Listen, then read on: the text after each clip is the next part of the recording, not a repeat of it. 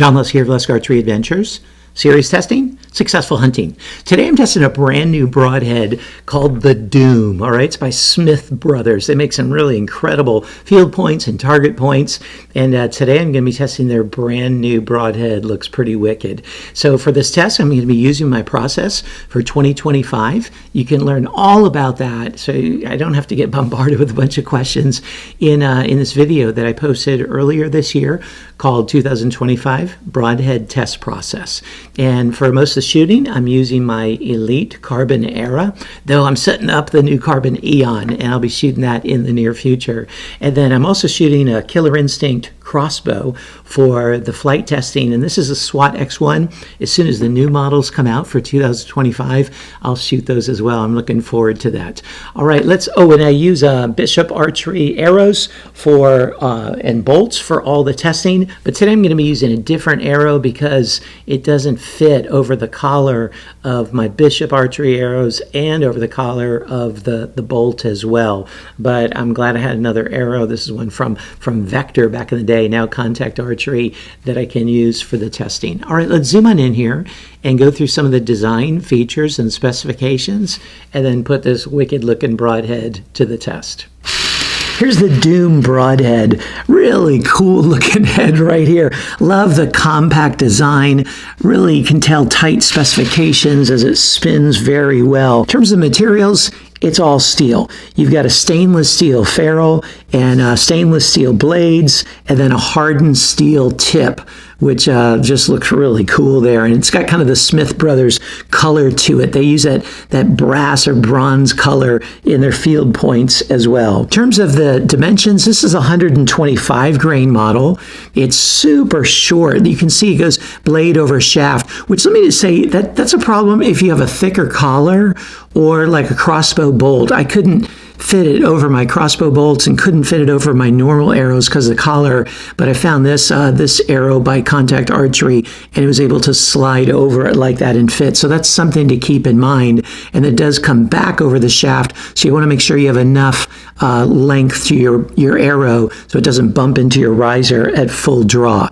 But the length overall that it extends beyond the end of the arrow is just 3/4 of an inch, and super tight, low profile. That's going to aid in flight as well.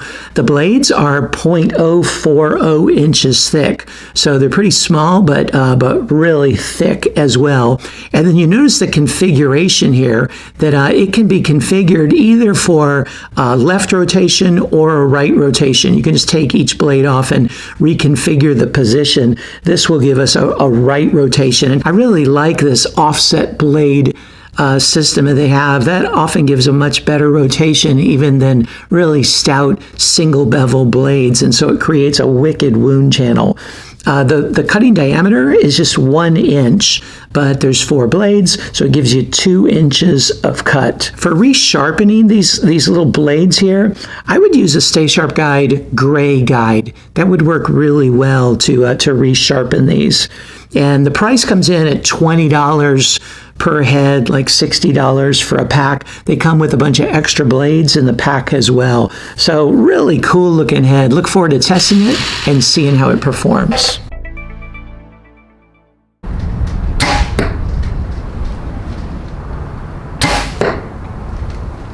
The Doom got the 9 ring, but I do want to note I wasn't able to use the crossbow because it doesn't fit over a crossbow bolt. So I'm going to give it an extra bonus point to make up for that. It took 231 grams of force to cut through the wire, which is a 9.67 on a 10-point scale. It penetrated 8.5 inches. It took an additional 39 grams of force to cut through the wire, which is a 9.22 on a 10-point scale. It penetrated through 49 layers, which is a 7 on a 10-point scale. It rotated 180 degrees at 12.5 inches, which makes it one of the best rotating heads I've ever tested. The head is in perfect shape after the 3 shots through the MDF. And the blades are still in near perfect shape after the 2 shots through the steel plate. The only damage was there's a slight curling of the tips of the blades as it penetrated through the steel plate. You can see that in the picture. And then the holes are really nice. They are a relatively small cutting diameter, but you see that pretty wide circular cut and then the 4 offset blade cuts coming off of it.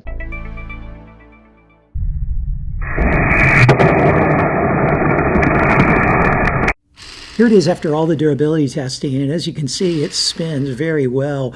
Man, this short profile, short ferrule really gives it some great strength, and that thick tip as well.